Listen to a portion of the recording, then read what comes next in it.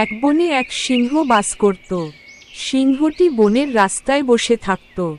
বনে রাস্তা ধরে যে পশুরা যেত তাদের সিংহ প্রশ্ন জিজ্ঞেস করত।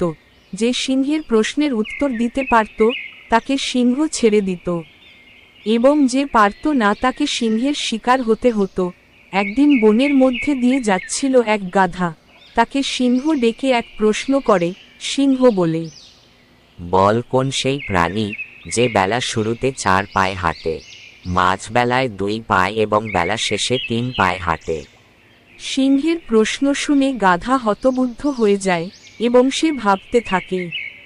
তখন গাধা সিংহকে বলে, মহারাজ, আমায় একটু সময় দিন, আমি আপনার প্রশ্নের উত্তর দেব। তারপর রাত হয়ে যায়, সিংহ ঘুমিয়ে পড়ে। গাধাকে খাঁচায় বন্দি রেখে তখন পাশ দিয়ে যাচ্ছিল এক শিয়াল।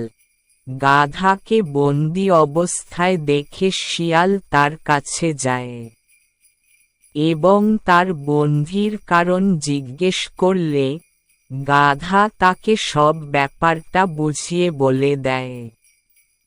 তখন শিয়াল গাধাকে সেই প্রশ্নের উত্তরটা বলে সেখান থেকে চলে যায়।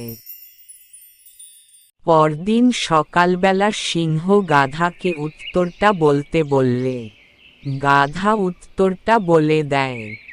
উত্তর হবে মানুষ মহারাজ, কারণ বেলা শুরুতে মানুষ ছোটবেলায় হামাগুড়ি দেয় 4 পায়ে, মাঝবেলায় মানে মানুষ প্রাপ্তবয়স্ক অবস্থায় 2 পায়ে হাঁটে, এবং বেলা শেষে 3 পায়ে, অর্থাৎ মানুষ বয়স হয়ে গেলে 2 পা এবং একটি লাঠি নিয়ে চলাচল করে।